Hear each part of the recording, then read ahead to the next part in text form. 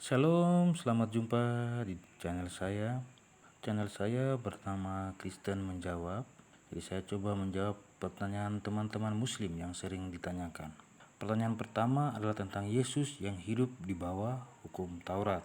Kenapa Kristen tidak menjalankan hukum Taurat seperti Yesus yang mentaati hukum Taurat? Pertama-tama untuk kita sadari bersama, hukum Taurat diberikan Allah karena manusia yang memintanya. Bukan Allah yang memberikan atas kehendaknya sendiri. Manusia dengan kesombongannya mau agar Tuhan menolong manusia atas perbuatan baik, dapat imbalan akibat usaha manusia itu sendiri. Sedangkan Tuhan mau menolong manusia karena Tuhanlah yang baik dan penuh kasih.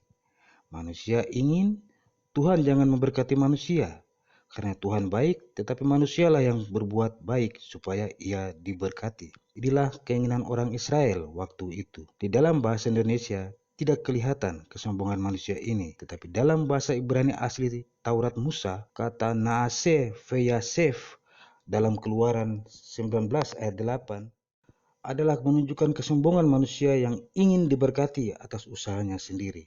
Inilah yang langsung membuat Allah langsung menjaga jarak dengan manusia. Allah langsung berfirman dan memisahkan diri dari manusia.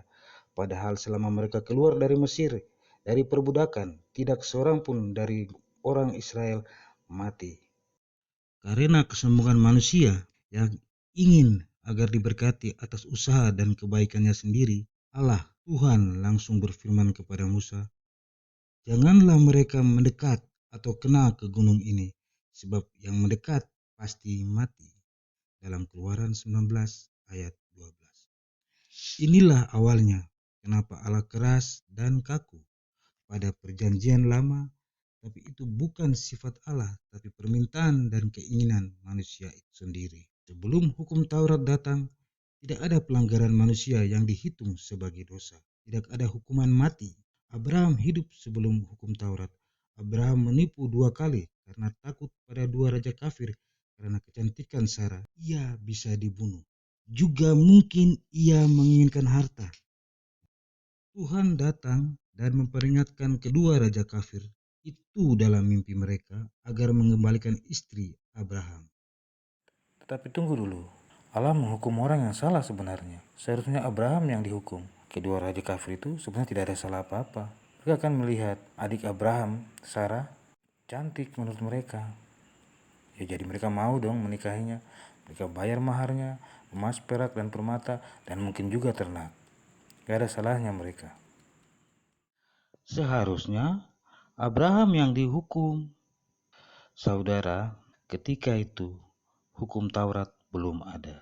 Tuhan bertindak menurut kebaikan dan kasih-Nya, sehingga Tuhan tidak melihat sebagai kesalahan manusia, kesalahan Abraham, tetapi berdasarkan kebaikan Tuhan. Kasih karunia Tuhan yang menyelamatkan manusia, tidak berdasarkan perbuatan manusia, asal kita percaya kepadanya. Kebaikan Tuhan inilah yang ingin ditukar oleh orang Israel dengan ketaatan manusia dengan mematuhi hukum Taurat. Akhirnya setiap manusia gagal mematuhi hukum Taurat, langsung dihukum. Bahkan orang yang terbaik macam Raja Daud, Nabi Daud pun gagal karena ia mengingini istri Uria yang bernama Betseba, ibu Raja Salomo kelak. Daud memerintahkan agar Uria ditempatkan di garis depan agar ia mati sehingga istrinya bisa dinikahi Daud. Uria akhirnya mati. Namun, ini di bawah hukum Taurat, ia akhirnya dihukum Allah dengan keras. Sampai Daud pun mengeluh, "Berbahagialah mereka yang tidak diperhitungkan kesalahannya." Dalam Mazmur 32 ayat 2. Anda dapat baca di samping.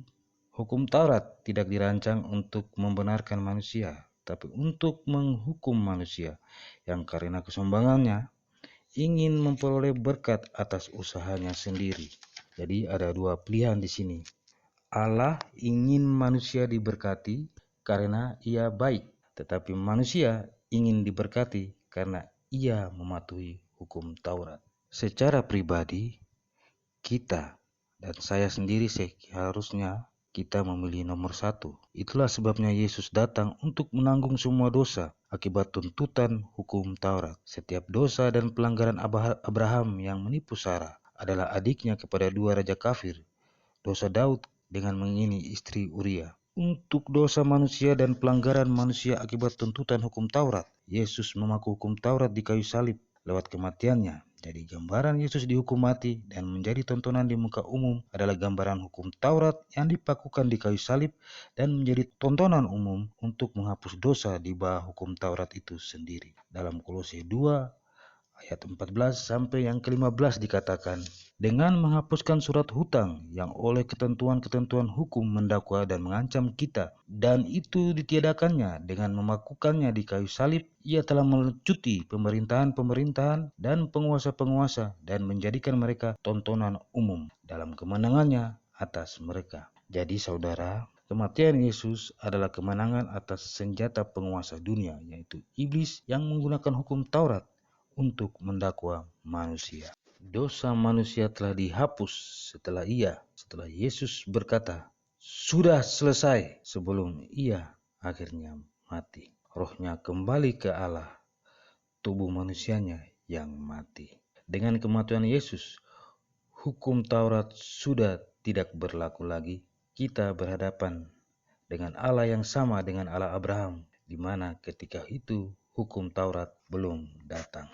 Dalam Efesus 2 ayat 15, firman Tuhan berkata, sebab dengan matinya Yesus, sebab dengan matinya sebagai manusia, ia telah membatalkan hukum Taurat dengan segala perintah dan ketentuannya untuk menciptakan keduanya menjadi satu manusia baru di dalam dirinya dan dengan itu mengadakan damai sejahtera. Inilah dasarnya orang Kristen tidak hidup di bawah hukum Taurat, tapi di bawah kasih karunia Yesus Kristus yang sudah nyata menyelamatkan manusia dari segala dosa. Hukum Taurat, perjanjian yang pertama, akan musnah bersama dengan kedatangan Yesus yang kedua kali. Kembali dalam Ibrani 8 ayat 13, firman Tuhan berkata, oleh karena itu ia berkata-kata tentang perjanjian yang baru, ia menyatakan yang pertama sebagai perjanjian yang telah menjadi tua, dan apa yang telah menjadi tua dan usang telah dekat kepada kemusnahannya.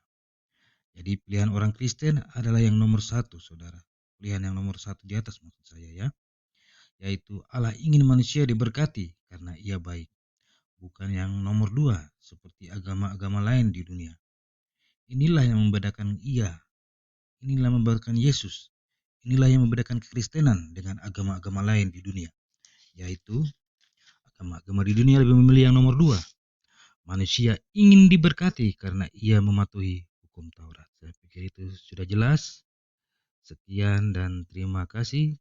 Untuk catatannya tentang ayat di awal saya lampirkan di kolom deskripsi bersama dengan bahasa aslinya dalam bahasa Ibrani. Tentang kata Naasef Vesaef yang artinya adalah kesombongan manusia ada di deskripsi. Demikian, terima kasih. Salam, Tuhan memberkati.